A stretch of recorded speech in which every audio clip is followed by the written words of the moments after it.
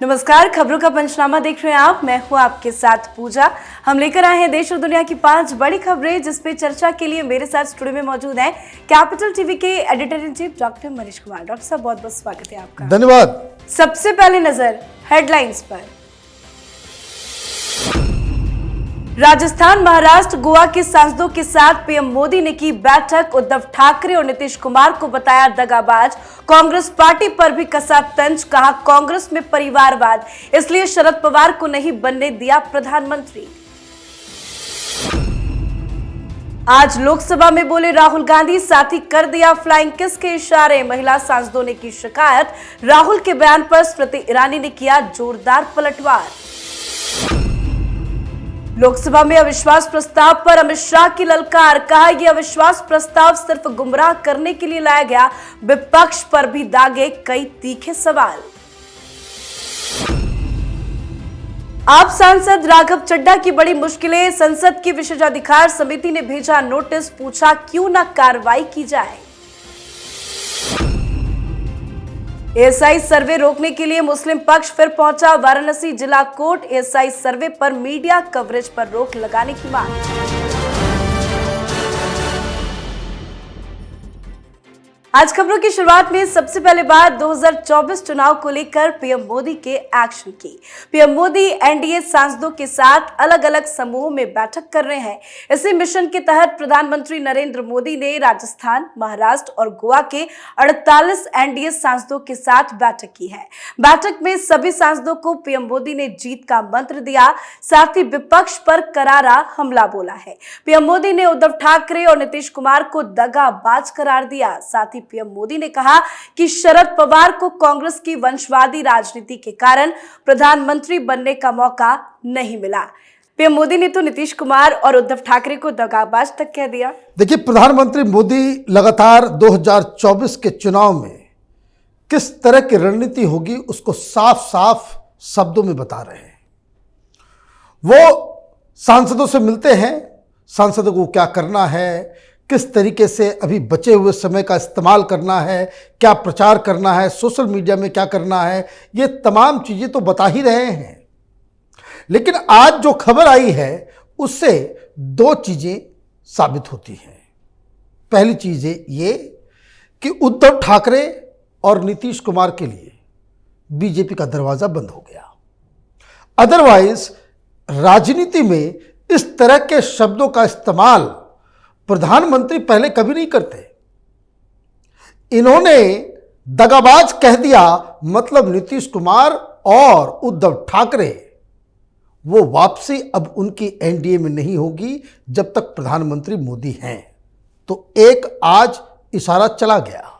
दूसरी तरफ उन्होंने ये भी इशारा कर दिया कि ये एनसीपी के लिए दरवाजे खुले हुए हैं, क्योंकि जिस हिसाब से कांग्रेस को अटैक करते हुए उन्होंने कहा कि कांग्रेस के परिवारवाद की वजह से शरद पवार को प्रधानमंत्री नहीं बनने दिया गया, तो आप ये समझिए कहीं पे निगाहें और कहीं पे निशाना प्रधानमंत्री मोदी ने आज लगाया और इसके जरिए उन्होंने वही महाराष्ट्र के 48 सीटों के ऊपर निशाना साधा है, मिशन 45 को आगे बढ़ाया है। जी, अब बात करते हैं आज की अगली खबर की।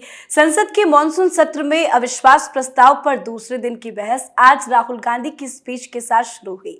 राहुल गांधी ने अपने भाषण में भारत जोड़ो यात्रा और मणिपुर पर बात रखी। राहुल गांधी ने अपने भाषण में मोदी सरकार को घेरते हुए कहा कि आप हिंदुस्तान में मणिपुर को मारना चाहते हैं। आप भारत माता के रखवाले नहीं, आप भारत माता के हत्यारे हो। भारत माता की हत्या के बयान पर स्मृति ईरानी भड़क उठी। राहुल गांधी के बयान का स्मृति ईरानी ने चुन चुन कर जवाब दिया। स्मृति ईरानी ने कहा कि राहुल भारत माता की हत्या की बात करते हैं, कांग्रेस ताली बजाती है, ये इस बात का संकेत है कि मन में गद्दारी किसके है। इतना ही नहीं, राहुल गांधी ने जाते जाते फ्लाइंग किस का इशारा भी किया, जिसको लेकर बीजेपी की 22 महिला सांसदों ने स्पीकर ओम बिरला को पत्र लिखकर शिकायत दर्ज कराई है।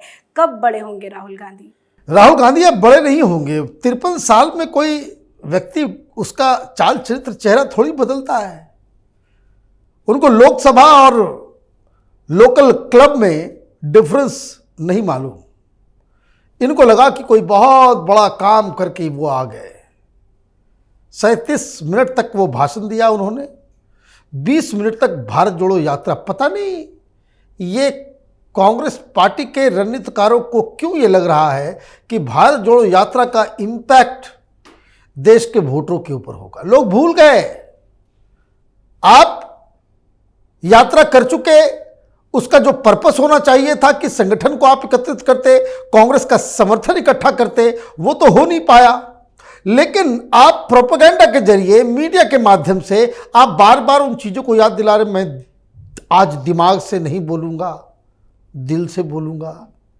ये पॉलिटिकल स्पीच है। आवाज़ सुनाई नहीं देती। आपसे गलती हो गई, 2 गलती। एक, आपने कह दिया कि सरकार ने भारत को मणिपुर में मार दिया, मतलब टेक्निकली इंडिया इज डेड। भाई इंडिया को आपने आज मार दिया अपने थॉट प्रोसेस से। यही आपके दिल में चल रहा था। और दिल में ऐसा क्या चला आपके कि जाते जाते आप फ्लाइंग किस दे करके वहां से निकल गए। ये क्लब है, आप प्रधानमंत्री की रेस में हैं। आप समस्या बताते, समस्या के साथ साथ उसका उपचार भी बताते, तब तो जनता को यह कॉन्फिडेंस आए कि नहीं भाई इस आदमी के हाथ में सत्ता दिया जा सकता है। राहुल गांधी ने आज एक भी ऐसा शब्द, ऐसा वाक्य, ऐसी बातें, ना ही ऐसा भाषण दिया जिससे लोगों का यह कॉन्फिडेंस आ जाए कि ये व्यक्ति देश को लीड कर सकता है। जी, तो लोकसभा में राहुल गांधी के बयान के बाद जब अमित शाह मैदान में आए तो सबकी बोलती बंद कर दी। अमित शाह ने लोकसभा में कहा कि देश में अविश्वास की कहीं भी झलक नहीं है, ना ही जनता को विश्वास है और ना ही सदन को अविश्वास है। देश की जनता को सबसे ज्यादा विश्वास पीएम मोदी पर है। जनता ने लगातार 2 बार नरेंद्र मोदी की स्थिर सरकार बनवाई। 30 साल बाद पूर्ण बहुमत की सरकार बनी है। पीएम मोदी 24 घंटे में 17 घंटे काम करने वाले पीएम हैं। पीएम मोदी ने नारा दिया है कि भ्रष्टाचार क्विट इंडिया। साथ ही कहा कि ये अविश्वास प्रस्ताव सिर्फ भ्रांति फैलाने के लिए लाया गया। किसी ने भी अपने भाषण में सरकार की किसी कमी का जिक्र तक नहीं किया।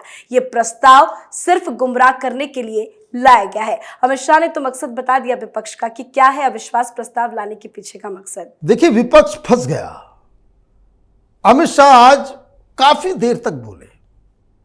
आपने अविश्वास प्रस्ताव लाया तो सारी मुद्दों के ऊपर डिस्कशन होगा। आपने मौका दे दिया कि सरकार, और ये पूरे देश में लोग देख रहे हैं, अमित शाह सरकार के सारे कामकाज को वो बकायदा डिटेल रिपोर्ट लेकर के आए हुए थे, कागज के साथ, आंकड़ों के साथ। पिछले 9 सालों में सरकार ने क्या क्या किया, ये देश की जनता के सामने इन्होंने रख दिया। राहुल गांधी दिल से बात कर रहे थे, एक्सटेम्पोर। उनके पास एक कागज का टुकड़ा तक नहीं था। ये politics is a very serious business. यहां रिलक्टेंट होकर के काम नहीं किया जाता। एक से एक हमले किए गए। सबसे बड़ा हमला उन्होंने कह दिया, ये जो सरकार है, ये जो कांग्रेस पार्टी है, वो 85% वाली पार्टी है। क्या है ये 85%? कि पहले केंद्र से जो गरीबों के लिए पैसे जाया करता था, उसमें 1 रुपये केंद्र से चलता था तो 15 पैसा लोगों तक पहुंचता था, 85 पैसे कांग्रेसी बीच में चट कर जाते थे। अभी प्रधानमंत्री मोदी जितना भी पैसा भेजते हैं, 24 लाख करोड़ रुपए बिना किसी बिचौलिए के, बिना किसी दलाली के, बिना किसी कट के गरीब जनता के बैंक अकाउंट में ट्रांसफर हुआ है। तो आप ये समझिए, कर्नाटक में 40% करके कांग्रेस पार्टी चुनाव जीत गई। यहां आज एक नया मंत्र अमित शाह ने दिया है कांग्रेस पार्टी और तमाम विपक्ष को, 80% कमीशन खाने वाली पार्टी। और ये तो कोई झुटला भी नहीं सकता, क्योंकि ये 80% बीच में गायब हो जाता है। ये किसी और का बयान नहीं, बल्कि राहुल गांधी के पिताश्री, प्रधानमंत्री उस समय हुआ करते थे राजीव गांधी, उन्होंने सदन में इसको कबूला है। तो आप देखिए, आज एक और नया नारा अमित शाह ने 2024 के लिए दे दिया है। जी, अगली खबर में बात मुसीबत में फंसे आप सांसद राघव चड्ढा की। दरअसल संसद की विशेषाधिकार समिति ने राघव चड्ढा को नोटिस भेजा है। नोटिस में राघव चड्ढा से पूछा गया कि उन पर लगे आरोपों पर क्यों ना उन पर विशेषाधिकार हनन की कार्रवाई की जाए। दरअसल बीजेपी नेताओं ने आरोप लगाया कि दिल्ली सेवा संबंधित विधेयक के प्रस्ताव को राज्यसभा में पेश करने के दौरान राघव चड्ढा ने फर्जीवाड़ा किया। फर्जी हस्ताक्षर का आरोप है जिस पर कार्रवाई की मांग की गई है। क्या नई मुसीबत में फंस गए हैं राघव चड्ढा? पूरी तरीके से फंसना भी चाहिए, झूठ की भी कोई सीमा होती है। आप इस सर्विस बिल को लटकाने भटकाने के लिए आपने एक मोशन पेश कर दिया और उसमें जो हस्ताक्षर करवाए वो फर्जी निकले। उसमें बीजेपी के भी लोग हैं, उसमें बीजेडी के भी लोग हैं, उसमें एआईडीएमके के भी लोग हैं। भाई आपने किसी से कंसल्ट नहीं किया, नाम डाल करके उसका फर्जी सिग्नेचर करके आपने आगे बढ़ा दिया। अमित शाह ने उसी वक्त इस पे ऑब्जेक्शन उठाया था। अब ये नोटिस दिया गया है, नोटिस के जवाब से ये तय होगा कि इनकी सांसदी रहेगी या फिर राहुल गांधी की तरह इनको भी पूरे टर्म के लिए सस्पेंड किया जाए। अब बात करते हैं आज की आखिरी खबर की। वाराणसी की ज्ञानवापी मस्जिद परिसर के एसआई सर्वे का आज 7वां दिन रहा। इस बीच मुस्लिम पक्ष ने ज्ञानवापी के मीडिया कवरेज पर रोक लगाने की मांग के लिए जिला जज की अदालत में अपील की है। इस याचिका में कहा गया कि कोर्ट के आदेश पर एसआई सर्वे हो रहा है। सर्वे की टीम या किसी भी अधिकारी की तरफ से अभी तक कोई बयान नहीं दिया गया। इसके बाद भी सोशल मीडिया, अखबार, चैनल लगातार खबरें चला रहे हैं। मुस्लिम पक्ष की ओर से इन खबरों को भ्रामक बताया गया है और कहा गया है कि इससे जनमानस पर गलत प्रभाव पड़ेगा। आखिर क्या चाहता है मुस्लिम पक्ष? वो चाहते हैं कुछ नहीं, वो बवाल करना चाहते हैं, सत्य को छिपाना चाहते हैं, मीडिया को रोकना चाहते हैं, कोई स्टोरी ना चलाए, कोई कुछ बोले ना। ये बोले सिर्फ आप सच को दबाने के लिए हर जगह एक एक तिकड़मबाजी। और ये सुप्रीम कोर्ट गए, आप देखिए अभिषेक मनु सिंह भी लड़ रहे होंगे या फिर कपिल सिब्बल लड़ रहे होंगे, आरोप लगाएंगे प्रधानमंत्री मोदी के ऊपर, मोदी सरकार के ऊपर, योगी आदित्यनाथ के ऊपर कि मीडिया को स्कटल किया जा रहा है, मीडिया की आवाज को दबाया जा रहा है, बंद किया जा रहा है। और आप मीडिया को चुप कराने के लिए सुप्रीम कोर्ट पहुंच जा रहे हो। अजीब कहानी है भाई। ये बात तो तब वैलिड होती जब वहां जो सर्वे हो रही है, सर्वे को लेकर के कोई खबर आई होती, सर्वे के दौरान जो चीजें एएसआई पा रही है, जो उनको पता चल रहा है, उसके बारे में कोई लीक होता। अभी तक तो एएसआई ने जो सर्वे किया उसके बारे में किसी मीडिया ने ये अब तक नहीं। अनुमान लगा सकते, भाई अनुमान लगाने में क्या दिक्कत है, ओपिनियन देने में क्या दिक्कत है। तो ये अजीबोगरीब प्ली है। इस तरह के प्ली से मुस्लिम पक्ष अपने केस को और भी कमजोर कर रहा है। जी, बहुत बहुत धन्यवाद समझाने के लिए। धन्यवाद। खबरों का पंचनामा में आज के लिए फिलहाल इतना ही। देश विदेश की बाकी खबरों और उनके सटीक एनालिसिस के लिए देखते रहिए कैपिटल टीवी। हमें लाइक कीजिए, शेयर कीजिए और कैपिटल टीवी को सब्सक्राइब कीजिए। नमस्कार।